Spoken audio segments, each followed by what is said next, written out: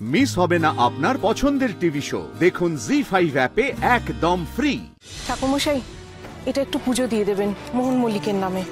গোত্র ভেতরে লেখা আছে। আপনি একটু দাঁড়ান, আমি ছুঁয়ে নিয়ে এক্ষুনি আসছি। আমি আজই আহমেদাবাদ চলে যাব। কলকাতায় অনেক পিছু টান, এখানে আর থাকা যাবে না। ঠাকুর ঠাকুর, তুমি তো সবই জানো। আমি তোমার পুজো দিয়ে যাত্রা শুরু করতে চাই। এতক্ষণে নিশ্চয়ই ওনার গায়ে হলুদ শুরু হয়ে গেছে। মানুষটাকে তুমি ভালো রেখো ঠাকুর। ওর ছেলে মানুষই কমিয়ে দিও। মৌসুমি ভালো মেয়ে, ওর সঙ্গে যেন সুখে থাকে মোহন। একটু দেখো। কি আপনি মন্দিরে কেন নিয়ে এলেন? এই নাকি আপনার তাড়া?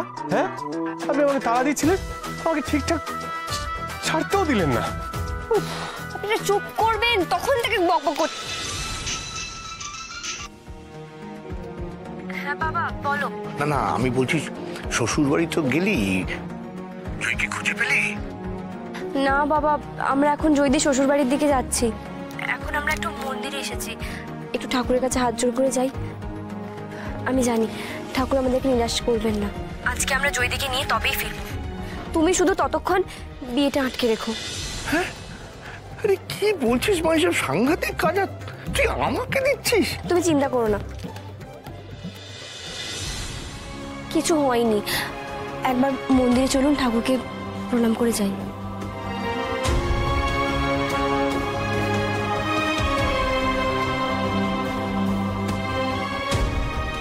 ঠাকুর,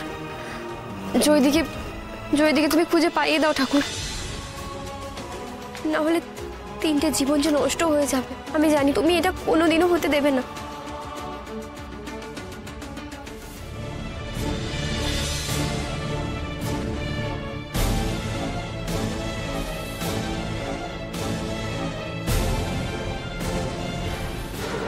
জয়দি,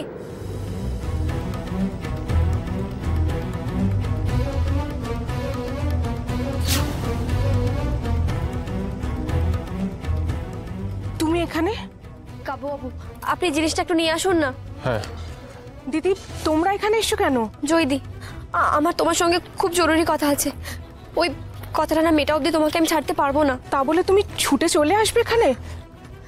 আচ্ছা, তোমার ডায়েরিটা রয়ে গেছিল। এইটার জন্য তুমি এত দূর ছুটে এসেছো? আসলে আমি তো কাউকে কিছু না বলেই চলে এসেছি। সবাই বিয়ে নিয়ে ব্যস্ত, তাই। জয়দি, আমি তোমার এই ডায়েরিটা তোমার অনুমতি ছাড়াই করে ফেলেছি। আমি সব বুঝে গেছি জয়দি, দয়া করে এবার ফিরে চলো। আর নিজেকে এইভাবে কষ্ট দিও না।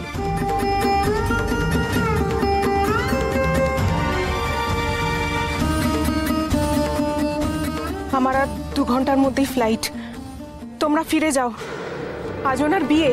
আমি না গেলে ছোটকার জীবন। আমি বলছি শোনো, ওনারা ভালো থাকবেন। আমার বিশ্বাস মোহনবাবু খুব ভালো থাকবেন। অনেকটা সময় হয়ে গেল, আমাকে এবার যেতে হবে।